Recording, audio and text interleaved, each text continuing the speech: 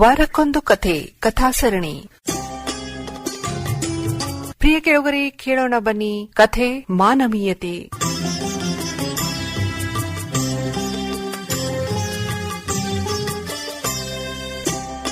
ಕೆದರಿದ ಕೂದಲು, ಹರಕಲು ಬಟ್ಟೆ, ಮಾಸಿದ ಮುಖ, ಉಂಡು ಎಷ್ಟೋ ದಿನಗಳು ಕಳೆದಿರಬಹುದು ಅನ್ನುವ ಸ್ಥಿತಿ. ದಷ್ಟಪುಷ್ಟವಾದ ದೇಹವು ಸೊರಗಿ ಸಣ್ಣಾಗಿದೆ. ಸುಕ್ಕುಗೊಂಡ ಚರ್ಮ, ಕಂದು ಬಣ್ಣದ ದ್ಯಾಮಪ್ಪನು ಒಂದೇ ಕಡೆ ದೃಷ್ಟಿ ಹಾಯಿಸಿ ಎತ್ತಲೋ ನೋಡುತ್ತಾ ಕುಳಿತಿದ್ದ. ಅವನ ಸ್ಥಿತಿ ನೋಡಿದರೆ ಅವನೊಬ್ಬ ಹುಚ್ಚನೇ ಇರಬೇಕು ಅನ್ನಿಸುವಂತಿತ್ತು.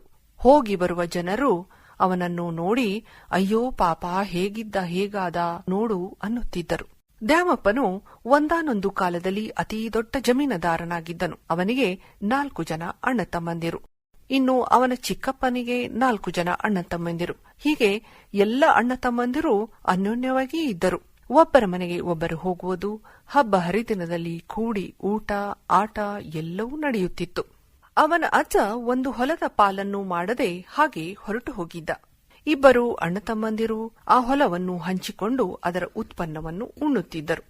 ದಿನಗಳು ಕಳೆದಂತೆ ಭೂಮಿಯ ದರ ಗಗನಕ್ಕೆ ಏರಲಾರಂಭಿಸಿತ್ತು. ಎಷ್ಟು ದಿನ ಅಂತ ಕೂಡಿರಲು ಸಾಧ್ಯ ಅಲ್ಲವೇ? ಭೂಮಿಯ ಪಾಲು ಮಾಡಿ ಕೊಳ್ಳಲೇಬೇಕು ಅನ್ನುವ ಲೆಕ್ಕಕ್ಕೆ ಬಂದರು. 8 ಜನ ಅಣ್ಣ ತಮ್ಮಂದಿರು ಸೇರಿದರು.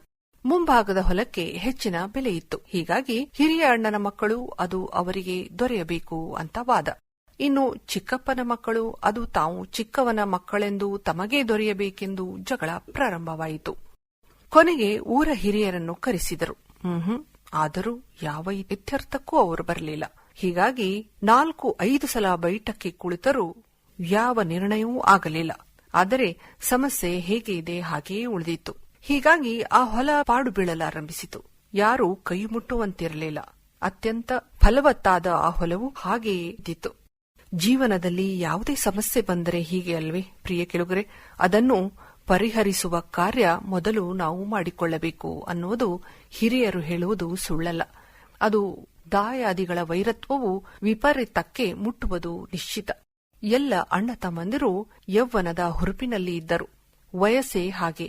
ಅದರಲ್ಲಿ ಯಾವುದು ಸರಿ ಯಾವುದು ತಪ್ಪು ಅನ್ನುವ ಆ ತಿಳುವಳಿಕೆಯ ಸೀಮೆ ದಾಟಿ ನಿಲ್ಲುವ ಛಲವಿರುವ ವಯಸ್ಸು. ಆ ಭೂಮಿಯ ಜಗಳದ ಕಿಡಿಯು ಸಣ್ಣಗೆ ಪಸರಿಸಲಾರಂಭಿಸಿತು. ಎಲ್ಲರನ್ನೂ ಭಸ್ಮ ಮಾಡಿಬಿಡುವ ಅರಿವು ಅವರಿಗೆ ಉಳಿಯಲೇ ಇಲ್ಲ.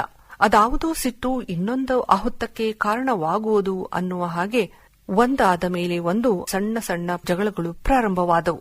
ಅದೊಂದು ದಿನ ಮಕ್ಕಳು ಜಗಳವಾಡಿ ಏನೇನೋ ಅಂದುಕೊಂಡವು. ಇನ್ನು ಮಕ್ಕಳ ಅಮ್ಮಂದಿರೊಂದಿಗೆ ಕಾದಾಟ ಶುರುವಾಯಿತು. ಏಕೆಂದರೆ ಎಲ್ಲ ಅಕ್ಕಪಕ್ಕದ ಮನೆಯಲ್ಲೇ ಇದ್ದವರು. ಅವರ ಮನೆಗಳು ಒಂದೇ ಓಣೆಯಲ್ಲಿ ಇತ್ತು. ಆ ಓಣಿಯಲ್ಲಿ ಎಲ್ಲ ಅಣ್ಣ ತಮ್ಮಂದಿರ ವಾಸ. ಮಕ್ಕಳಿಗಾಗಿ ತಾಯಂದಿರ ಜಗಳ ನೋಡಿದ ಗಂಡಸರು ಜಗಳಕ್ಕೆ ಇಳಿದರು. ಇಲ್ಲಿ ಜಗಳದ ಕಾರಣವೂ ಮುಖ್ಯವಿರಲಿಲ್ಲ. ಮನುಷ್ಯನಲ್ಲಿದ್ದ ಅಹಮ್ಮವು ತಾಂಡವಾಡುತ್ತಿತ್ತು. ಹರೆಯದ ಸಿಟ್ಟಿಗೆ ಕೈ ಕೊಟ್ಟಾಗಿತ್ತು. ನಾನು, ನನ್ನ ಮಕ್ಕಳು, ನನ್ನ ಹೆಂಡತಿ ಮುಖ್ಯವಾಗಿ ಬಿಟ್ಟಿತು.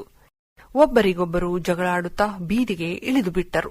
ಅದೆಷ್ಟೋ ದಿನಗಳಿಂದ ಜಮೀನಿಗಾಗಿ ಹುದಿಗಿಟ್ಟ ದ್ವೇಷ, ಅಸೂಯೆ, ತಾತ್ಸಾರ ಇಂದು ಹೊರಹೊಮ್ಮಿ ಎದುರು ನಿಂತಿತು. ಜಗಳಕ್ಕೆ ದಾರಿ ಮಾಡಿತ್ತು. ಒಬ್ಬರಿಂದ ಇನ್ನೊಬ್ಬರ ವಾಗ್ದಾನ ಪ್ರಾರಂಭವಾಯಿತು. ನಾನು ಅಣ್ಣ, ನನಗೆ ಹೀಗೆ ನೀನು ಕೀಳಾಗಿ ಮಾತನಾಡಬಹುದೇ ಅಂತ ಅಣ್ಣ ಅಂದರೆ, ನಾವು ತಮ್ಮಂದಿರು, ನಮಗೆ ಹೀಗೆ ಕೆಳಗೆ ಇಳಿಸಿ ಮಾತನಾಡಬಹುದೇ ಅಂತ ಅವರ ವಾಗ್ದಾನ. ಬೇರೆ ಓಣಿಯವರು ಬಂದು ಜಗಳಕ್ಕೆ ನೀರು ಹಾಕಬೇಕಾಯಿತು. ಕೆಲವು ತಿಂಗಳುಗಳು ಕಳೆದವು. ಮತ್ತೆ ಜಗಳದ ದೃಶ್ಯ. ಈ ಸಲ ಮನೆಯ ಹೆಣ್ಣು ಮಕ್ಕಳ ಮಧ್ಯೆ ತರಾತುರಿ. ಅಯ್ಯೋ ಕೇಳಬೇಕೆ, ಅಣ್ಣ ತಮ್ಮಂದಿರು ಕೈ ಕೈ ಹಿಡಿದು ಜಗಳನ್ನು ಪ್ರಾರಂಭಿಸಿದರು. ಒಬ್ಬರಿಗೊಬ್ಬರು ಹೊಡೆದಾಟ, ಬಡೆದಾಟ. ಅವರವರ ಶರ್ಟ್ ಹರಿದು ಹೋದವು. ಮೂಗಿಗೋ ಬಾಯಿಗೋ ಎಲ್ಲೋ ಪೆಟ್ಟು ಬಿಡಿದು ರಕ್ತವು ಹರಿಯಲಾರಂಭಿಸಿತು. ಸ್ವಂತ ಅಣ್ಣ ತಮ್ಮಂದಿರ ಜಗಳವು ಯಾರಿಂದಲೂ ಬಿಡಿಸಲಾಗಲಿಲ್ಲ. ಅದರಲ್ಲಿ ಚಿಕ್ಕಪ್ಪನ ಮಗ ದಾಸಪ್ಪ, ದಾಸಪ್ಪನ ಹೆಂಡತಿ, ಇವರಿಬ್ಬರು ಸರಳ ಹಾಗೂ ಬಹಳ ಸಾಧ್ವಿ ಸ್ವಭಾವದವರಾಗಿದ್ದರು. ಅವರು ಜಗಳ ನಿಲ್ಲಿಸಲು ಪ್ರಯತ್ನಿಸಿದರು. ಕೊನೆಗೆ ಆ ತಮ್ಮನ ಹೆಂಡತಿಯು ರಸ್ತೆಯ ಮೇಲೆ ಅಡ್ಡಲಾಗಿ ಮಲಗಿದಳು. ದಾಟುವುದಾದರೆ ನನ್ನನ್ನು ದಾಟಿ, ಇಲ್ಲ ನನ್ನ ಕೊಂದು ಮುಂದೆ ಹೋಗಿ ಅಂತ ರಸ್ತೆಯ ಮೇಲೆ ಮಲಗಿ ಬಿಟ್ಟಳು. ಎಲ್ಲರ ಮಧ್ಯದಲ್ಲಿ ಮೆಲ್ಲಗೆ ಶಾಂತಿಯ ಗಾಳಿ ಆಡಿತು. ಆದರೂ ಅವರೆಲ್ಲರ ಮನದಲ್ಲಿ ದ್ವೇಷ ತಾಂಡವಾಡುತ್ತಲೇ ಇತ್ತು.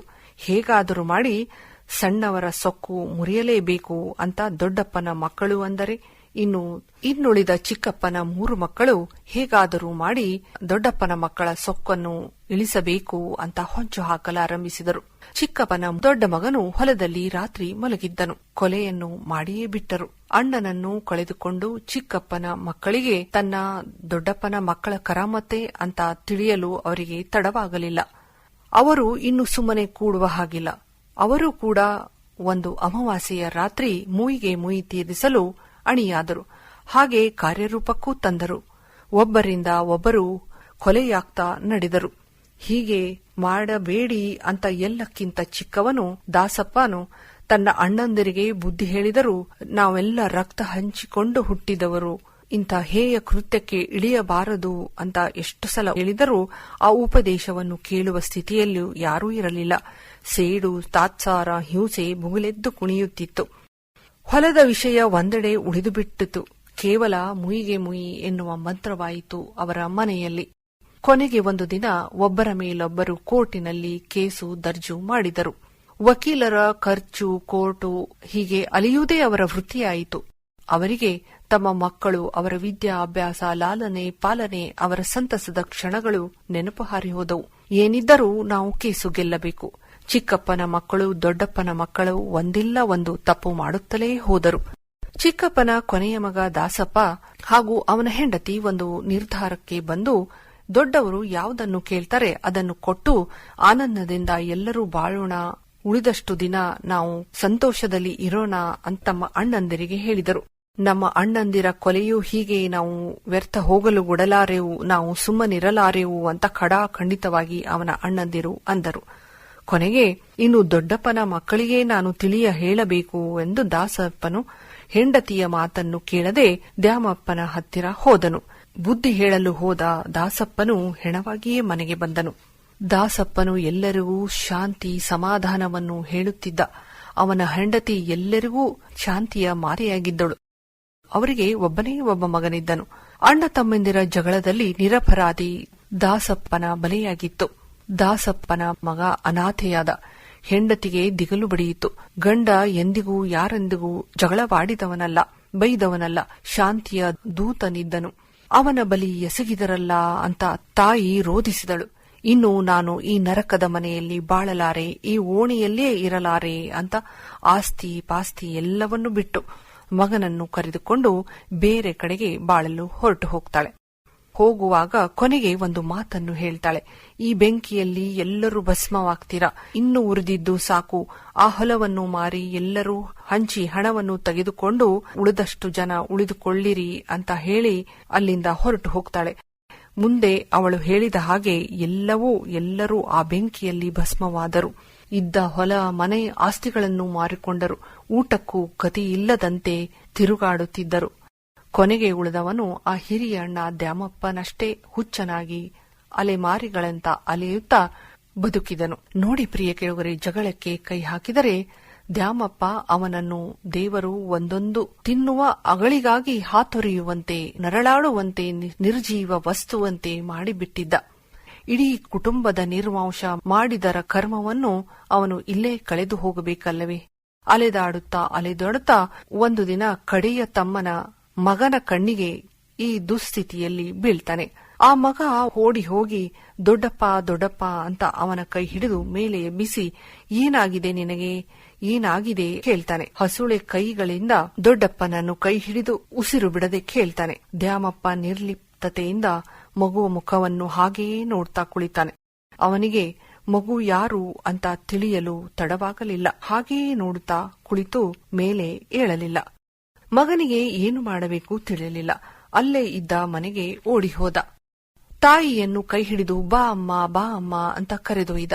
ಅಲ್ಲಿ ದೊಡ್ಡಪ್ಪ ಕುಳ್ತಾನೆ. ಬಾ ಅಂತ ಲಘುಬಗೆಯಿಂದ ಹೇಳಿದಾಗ ದೊಡ್ಡಪ್ಪ ಅಂತ ಶಬ್ದ ಕಿವಿಗೆ ಬಿದ್ದ ತಕ್ಷಣ ತಾಯಿ ಕೈ ಜಾಡಿಸಿ ಹಿಂದೆ ಸರಿದಳು. ಯಾರು? ದ್ಯಾಮಪ್ಪನೇ. ಅವನು ನಿನ್ನ ತಂದೆಯ ಕೊಲೆಗಡಕ, ನಾನು ಬರಲಾರೆ ಅಂದಳು. ಆದರೆ ಆ ಮಗ, ಅಮ್ಮ ಅವರು ಉಂಡು ಎಷ್ಟು ದಿವಸವಾಯಿತು ಏನೋ, ಅವರು ನೀರು ಕೂಡ ಕುಡಿದಿಲ್ಲ, ಹೊಟ್ಟೆ ಹಸಿದಿರಬೇಕು, ಬಟ್ಟೆಯೆಲ್ಲ ಹರಿದು ಹೋಗಿದೆಯಮ್ಮ, ಬೇಡ ಅನ್ಬೇಡ, ನಿನ್ನ ಕಾಲ್ ಬೀಳ್ತೀನಿ, ಇವತ್ತು ಅಷ್ಟೇ ಊಟ ಕೊಡುವಮ್ಮ ಸಾಕು ಅಂತ ಕೇಳ್ತಾನೆ. ಅಂಗಲಾಚುತ್ತಿರುವುದನ್ನು ನೋಡಿದ ಅಮ್ಮನಿಗೆ ಏನು ಮಾಡಬೇಕು, ಎಂಥ ವಿಪರ್ಯಾಸದ ಈ ಪರಿಸ್ಥಿತಿ ಅಂತ ಕಳವಳಗೊಂಡಳು. ಆ ಮಗುವಿನಲ್ಲಿ ತನ್ನ ಗಂಡನ ರೂಪವೇ ಕಂಡಂತಾಯಿತು. ಅವನು ಇದ್ದಿದ್ದರೆ ಅವನು ಕೂಡ ಹೀಗೆ ಮಾಡ್ತಿದ್ದನೇನೋ ಅಂತ ಏನೂ ತಿಳಿಯದೆ ಒಂದು ಕ್ಷಣ ಹಾಗೇ ನಿಂತು ಬಿಟ್ಟಳು. ಮತ್ತೆ ಮಗು ತಾಯಿಯ ಕೈ ಎಳೆದಾಗ ಸರಿ ಅಂತ ಹೋದಳು. ಅಲ್ಲಿ ಹೋಗಿ ದ್ಯಾಮಪ್ಪನನ್ನು ನೋಡಿದಳು. ಮಗು ಸಂತಸದಿಂದ ಓಡಿ ಹೋದ. ಬಾ ದೊಡ್ಡಪ್ಪ, ಬಾ ದೊಡ್ಡಪ್ಪ, ಅಮ್ಮ ಬಂದಿದ್ದಾಳೆ ಅಂತ ಮತ್ತೆ ಕೈ ಹಿಡಿದು ಎಬ್ಬಿಸಿದ. ದ್ಯಾಮಪ್ಪನ ಕಣ್ಣಲ್ಲಿ ನೀರು ಧಾರಾಕಾರವಾಗಿ ಹರಿಯಲಾರಂಭಿಸಿತು. ಮಗು ಅಳ್ಬೇಡ ದೊಡ್ಡಪ್ಪ, ಅಮ್ಮ ನಿನಗೆ ಬಿಸಿ ಬಿಸಿ ಊಟ ಕೊಡ್ತಾಳೆ, ಬಾ ಬಾ ಅಂತ ಎಬ್ಬಿಸಿ ಮನೆಯ ಹತ್ತಿರ ಕರೆದುಕೊಂಡು ಬಂದ. ತಮ್ಮನ ಹೆಂಡತಿಯನ್ನೊಮ್ಮೆ ನೋಡಿದವನೇ ಅವಳ ಪಾದಗಳನ್ನು ಗಟ್ಟಿಯಾಗಿ ಹಿಡಿದು ಅಳಲಾರಂಭಿಸಿದ. ಬಿಡು ಬಿಡು ಅಂತ ಅವಳು ಹಿಂದೆ ಸರಿಯಲು ಪ್ರಯತ್ನಿಸಿದರೂ ಅವನು ಬಿಡಲಿಲ್ಲ. ಇಲ್ಲ ತಾಯಿ, ನನ್ನ ಕಣ್ಣೀರಿಂದ ನಿನ್ನ ಪಾದ ತೊಳೆಯಬೇಕು, ಪಾದದ ಸ್ಪರ್ಶದಿಂದಲೇ ನನ್ನ ನೋವು ಸ್ವಲ್ಪವಾದರೂ ಕಡಿಮೆಯಾದಿತ್ತು ಅಂದ. ತಮ್ಮನ ಹೆಂಡತಿ ಒಮ್ಮೆಲೆ ಶಾಂತಳಾದಳು. ಎಲ್ಲವೂ ಮುಗಿದು ಹೋಗಿದೆ, ಈಗ ಅತ್ತು ಏನು ಪಡೆಯಬೇಕಾಗಿದೆ, ಎಲ್ಲವೂ ಶೂನ್ಯ ನಿಶೂನ್ಯವಾಗಿದೆ ಅಂದಳು. ಶಾಂತವಾಗಿ ನಿಂತಳು. ನಿನ್ನ ಕ್ಷಮೆ ಬೇಕು ತಾಯಿ, ನನಗೆ ಅಷ್ಟೇ ಸಾಕು ಅಂದ. ನೀವಿಬ್ಬರೂ ಗಂಡ ಹೆಂಡತಿ ಎಂದರು ಪರಿಪರಿಯಾಗಿ ಬೇಡಿಕೊಂಡರೂ ಸಿಟ್ಟಿನ ಕೈಗೆ ಬುದ್ಧಿ ಕೊಟ್ಟಿಯಾಗಿತ್ತು. ಅದು ಕುಣಿಸಿದಂಗೆ ನಾವು ಕುಣಿದೆವು. ಎಲ್ಲ ತಮ್ಮಂದಿರ ಸಾವು ನೋವುಗಳನ್ನು ಕಂಡು ನನಗೆ ಈಗ ಮುಕ್ತಿ ಬೇಕಾಗಿದೆ ತಾಯಿ, ನೀನು ಕ್ಷಮಿಸು ನನ್ನನ್ನು ಅಂತ ಹೇಳಿದನು. ದ್ಯಾಮಪ್ಪನು ಅತ್ತು ಮನಸ್ಸಿನ ಭಾರವನ್ನು ಇಳಿಸಿಕೊಂಡ. ಇನ್ನು ಬರ್ತೀನಿ ಅಂತ ಹೊಂಟು ನಿಂತ. ನಿಲ್ಲಿ, ಊಟ ಮಾಡಿಕೊಂಡು ಹೋಗಿ ಅಂತ ಬಿಸಿ ಬಿಸಿಯಾದ ಊಟವನ್ನು ಬಡಿಸಿದಳು. ತನ್ನ ಮಗನಲ್ಲಿ ಎಲ್ಲಾ ಗಂಡನ ಗುಣವನ್ನೇ ಹೊಂದಿದ್ದನು ಅನ್ನೋದು ತಿಳಿಯಿತು. ವಿಷದ ಹಾವಿಗೆ ಹಾಲನ್ನು ಉಣ್ಣಿಸಿದಳು, ಪುಣ್ಯ ಕಟ್ಟಿಕೊಂಡಳು ಅಂತ ಹೇಳ್ತೀರಾ ಪ್ರಿಯ ಕೇಳುಗರೆ?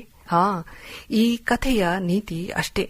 ನಾವು ಮಾಡಿದ ಕರ್ಮದ ಫಲವನ್ನು ಈ ಜನ್ಮದಲ್ಲಿ ಕಡಿಯಬೇಕು. ಯಾರಿಗೂ ಅದು ಬಿಟ್ಟಿದ್ದಲ್ಲ. ಹಾಗಾದರೆ ಶಾಂತಿ ದೂತನಾದ ತಮ್ಮನೇಕೆ ಅಸುನೀಗದನು ಅಂತ ಕೇಳ್ತಿದ್ದೀರಾ? ಯಾಕೆಂದರೆ ಮುಂದೆ ಅಣ್ಣ ತಮ್ಮಂದಿರ ಸಾವುಗಳ ಸಂಭವಿಸುವ ಅನಾಹುತಗಳನ್ನು ಅವನಿಂದ ನೋಡಲಾಗುತ್ತಿರಲಿಲ್ಲವೇನೋ ಅಂತ ದೇವರು ಎತ್ತಿರಬೇಕು ಅಲ್ಲವೇ? ಎಂಥ ಅಕ್ಷಮ್ಯ ಅಪರಾಧ ಮಾಡಿದರೂ ಅವನನ್ನು ಮತ್ತೆ ತಮ್ಮನ ಮಗನೇ ಕ್ಷಮೆಯನ್ನು ಕೋರಿದನು. ಮಾನವೀಯತೆಯನ್ನು ಎತ್ತಿ ಮೆರೆದನು. ಇದುವೇ ನಮ್ಮ ನೆಲದ ಧರ್ಮ, ನಮ್ಮ ಕರ್ಮ ಅಲ್ಲವೇ ಪ್ರಿಯ ಕೇಳುಗರೆ? ನೀವೇನಂತೀರಾ? ಪ್ರಿಯ ಕೇಳುಗರೆ, ಇದುವರೆಗೆ ಮಾನವೀಯತೆ ಕಥೆ ಕೇಳಿದಿರಿ. ಹಾಗಿದ್ರೆ ಬನ್ನಿ, ಮತ್ತೆ ಮುಂದಿನ ವಾರ ಇನ್ನೊಂದು ಹೊಸ ಕಥೆಯೊಂದಿಗೆ ಬರುತ್ತೇವೆ. ಅಲ್ಲಿಯವರೆಗೆ ನಮಸ್ಕಾರ.